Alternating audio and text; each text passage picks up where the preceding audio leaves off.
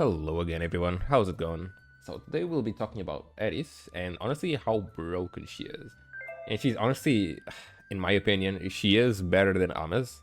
Not by a lot, Amos is still an amazing character of course, but I feel like she is actually better than Amos. But then again, Amos does kinda fill in a different role, so we'll be talking about that in a little bit. Later on the video, I mean. So let's just get over Eris's skills now, shall we? She is a very simple character to understand, to be honest, but her skills do have a few nuances to actually know. So we'll be talking about that just a second. In any case, let's go over her burst. It's a very simple burst. It gives some continuous healing to everybody. It gives attack speed to everybody, a 200% attack speed buff, which is actually amazingly good. And also gives a barrier that blocks 14,000 attack, magical and physical attack, which is a very good barrier. So yeah, overall, burst a very solid ability, right? Especially because of the attack speed. The attack speed is like the huge part in all of this. Because you know, Amos doesn't really have that. She has so much stuff, guys. She has way too much stuff. Anyway, moving on. First skill increases the defense, physical and magical defense of everybody by 186. She heals everybody by 6,000 HP, and she also gives 50 TP to everybody. Very solid skill, nothing too surprising here, of course, very simple to understand.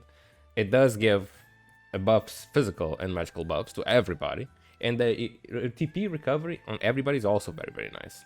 The heal, of course, also very reasonably good. Moving on to her second skill. Her second skill is kinda busted, I'm not gonna lie. Just a little bit busted, just a little tiny bit. In any case, she gives physical and magical attack to everybody on the team, and also physical and magical critical damage by 5% on everybody on the team.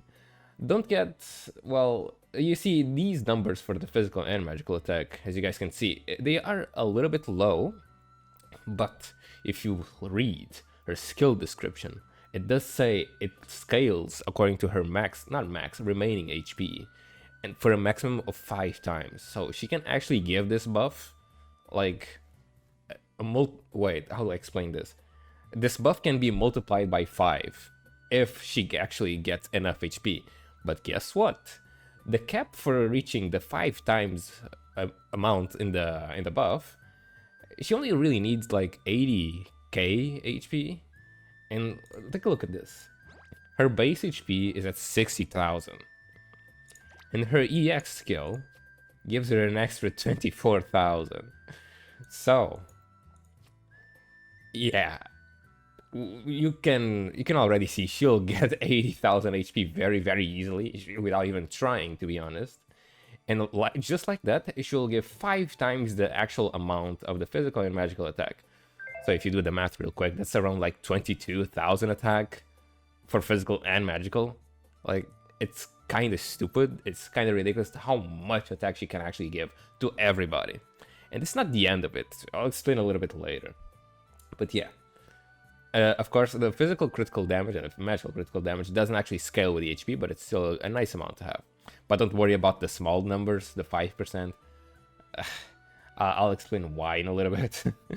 In any case, I already talked about her EX skill, of course, more HP to help her with skill 2. And now, the very special thing about ERIS. Her special skill. This is basically a revive she gives to everybody on the team. So she'll give a buff called Rose of Regression. It's just a one-time buff, by the way. She only uses this once. I'll talk about her loop in a little bit, but she only uses this once. And it's a permanent buff for the rest of the battle. It will go away. This works as follows. If they actually die, they get immediately recover 57k HP, and you know, they revive basically. But after this happens, the buff will disappear from that character in particular. So you know, the other characters will still have it, of course. So yeah, this is a buff to everybody. Like, this is an actually ridiculous skill. Like, it's straight up a revive. No one really has a revive just like this. The only other character with a revive is Princess Pecorino. And her revive isn't really as reliable because it only triggers with her burst whenever she has less than 50% HP. and that doesn't really happen very well. It's a little bit janky. But yeah, with a skill like this, like PvP is gonna get ridiculous. I'm not gonna lie, it's gonna be really dumb. It's gonna be really dumb for PvP. In any case, I'm not sure if this will matter too much in like clan battle and whatnot. I feel like it won't really matter that much, but for PvP it's actually really good. So yeah, as you guys can see, she is a very versatile unit. She works on every team, and she works everywhere, either PvP or PvE, just because of her stupid ass special skill. But that's not the end of it. I haven't even talked about her loop. Remember when I was talking about her skill too, having small numbers on the critical damage? Well, guess what? Her loop pattern is also incredibly ridiculous. I'll show it on screen, of course, because it doesn't show. I mean, it doesn't show in game. But her loop pattern is just literally skill 1 and skill 2 over and over again. So she will be spamming her first skill, and what does her first skill do? Recovers TP. She will be giving TP non-stop to everybody on the team, and the defense non-stop to everybody on the team, and also healing non-stop on everybody. It's so ridiculous. Her second skill, of course, she will keep giving these attack buffs non-stop on everybody on the team. Like, they'll be stacking over and over again. I mean, of course, they do have a duration of 12 seconds, so some of the numbers will start falling off, but she will most likely have, like, around 3 stacks of the buffs.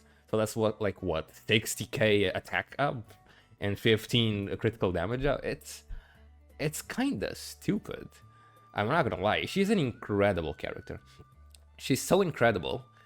The Dark Tower in the elemental stages, I can't even talk.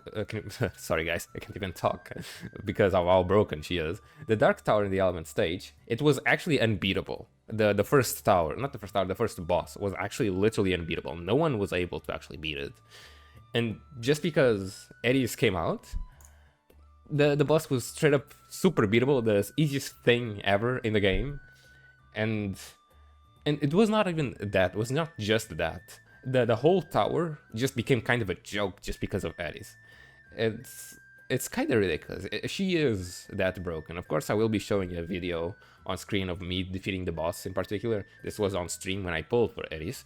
But yeah, I didn't even have to try. I just came up with a random ass team and then I just used her. It wasn't really that difficult. So yeah.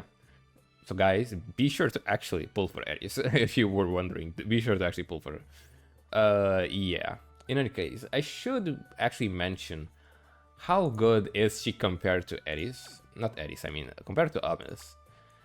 So, just like I mentioned, she is better than Amis, but they're not really, like, too different in power level. Of course, ERIS is better, yes.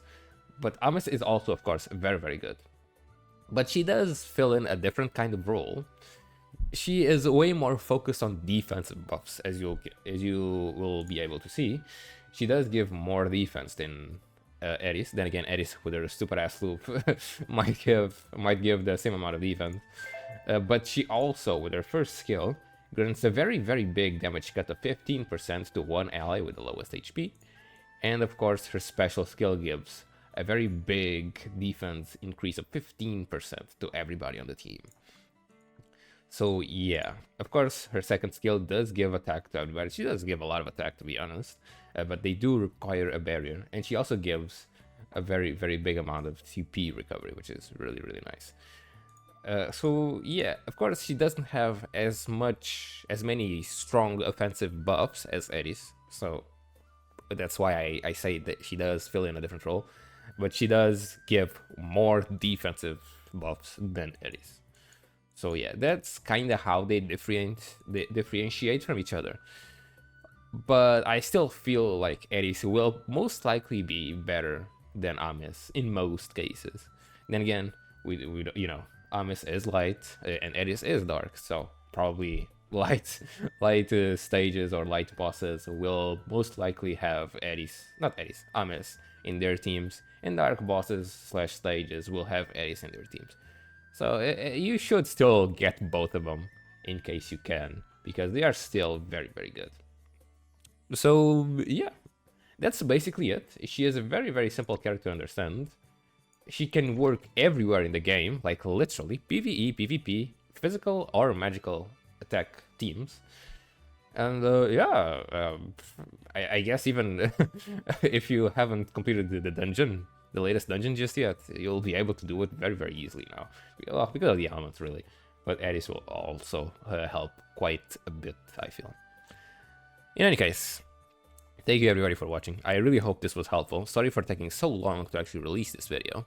I'm bad at content creation for some reason. I don't know, man. It's hard, and with Honkai Star Rail, it's been a little bit difficult. I'm not gonna lie. I've been a little bit addicted to that game since Penacony came out. So yeah. In any case, thank you everyone for watching. Of course, thank you, of course, also for reaching 1,000 subs, or helping me reach 1,000 subs. Holy shit, that was actually amazing. I really was expecting it to be that quick, I'm not gonna lie. But nonetheless, thank you so much. I'm not gonna ask for subscribers anymore because I don't need them. I'm just glad people watch my videos, and that's all. And of course, also thank you to Lou for the membership. It's always appreciated. And I'll see you guys next time.